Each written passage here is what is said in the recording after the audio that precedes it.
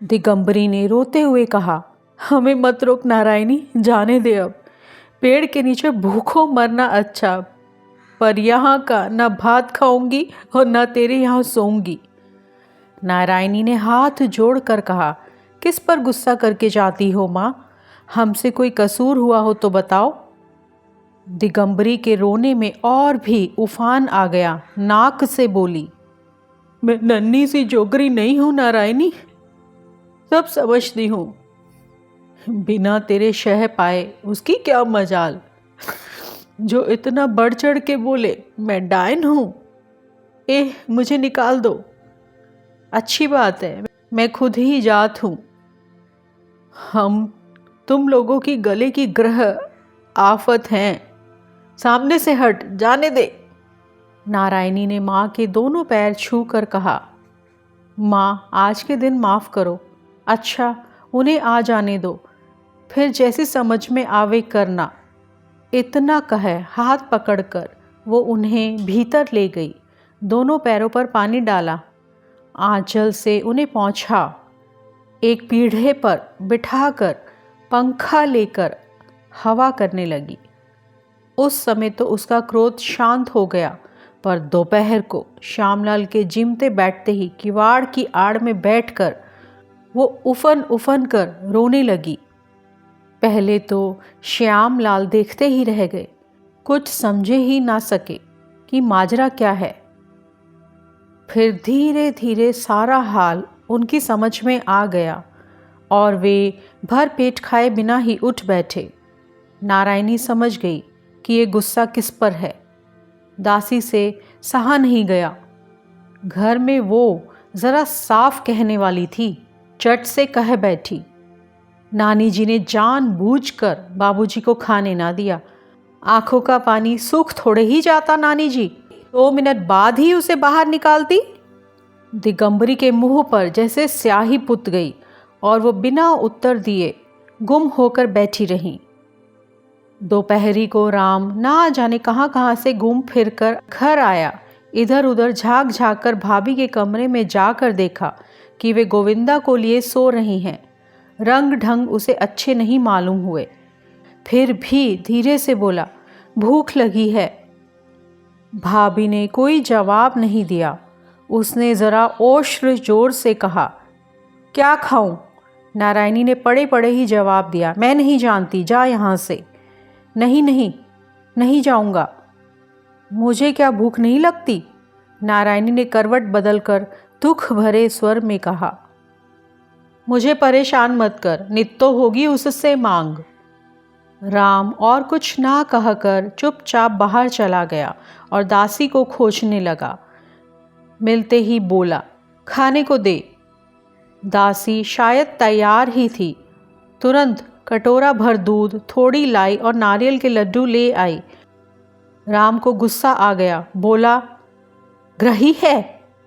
दासी ने कहा, छोटे बाबू, भला चाहते हो तो चुपचाप खा लो, उद्यम मत करो।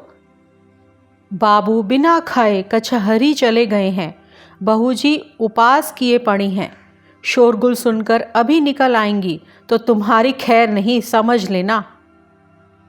राम सब देख ही आया था।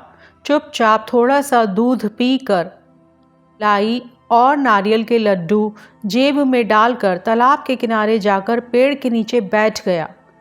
खाने में उसकी कोई रुचि नहीं रही थी। उसे ख्याल आता था कि भाभी उपास किए पड़ी हैं। वो अन्य मनस्य होकर लाई चबाता हुआ सोचने लगा, अगर उसे प्राचीन ऋषि मुनियों जैसा कोई मंत्र आता तो वो उससे वहीं बैठा हुआ वो भाभी का पेट भोजन से भर देता। मगर मंत्र तो मालूम नहीं, अब क्या उपाय करना चाहिए, कुछ तय न कर सका।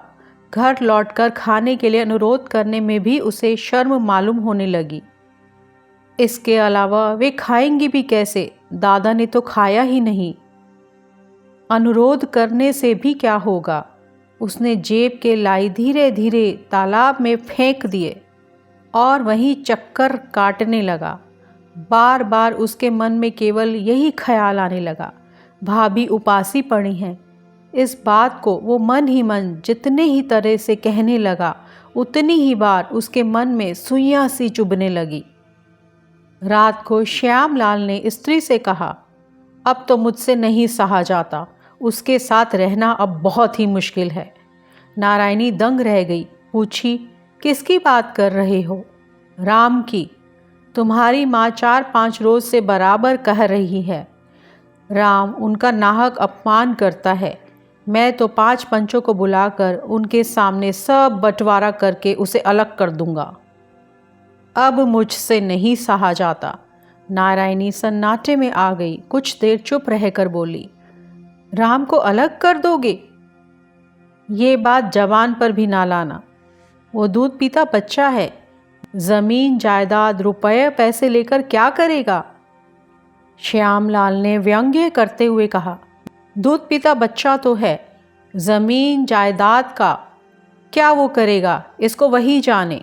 नारायणी ने कहा, वो कुछ नहीं जानता, मैं सब जानती हूँ, अब समझी।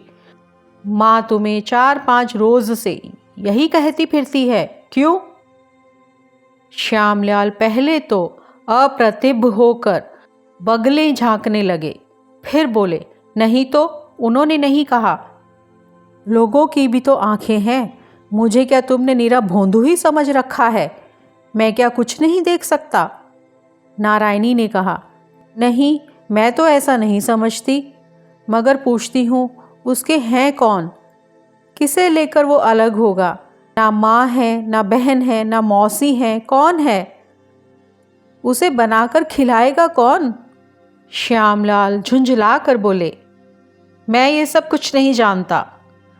मुंह से कहा तो सही कि नहीं जानता, मगर भीतर जानते सब थे। इतना बड़ा सत्य जाने बिना और रास्ता ही क्या था? नारायणी कुछ कहना चाहती थी, पर उसके ओंठ कांप उठे। इसी से कुछ देर चुप रहकर अपने को संभालती हुई भारी गले से बोली, देखो, 13 साल की उम्र में लड़कियां जब गुड़िया खेला करती हैं, तब माँ मेरे सिर पर सब गृहस्थ छोड़कर स्वर्ग से धारी थी। वे देख रही होंगी कि उनके दिए हुए भार को मैं ढो सकी हूँ या नहीं। रांध कर खिलाया पिलाया है, बच्चे को पाला है। कुटुंब बिरादरी का रस्म अकेले सिर ढोते ढोते मैं 26 वर्ष की अध बूढ़ी हो चुकी मरूंगी। तब दूसरा ब्याह करना और राम को अलग करके जो जी में आए सो करना। ना मैं देखने आऊंगी, ना कुछ कहूंगी सुनूंगी, मगर मेरे सामने नहीं।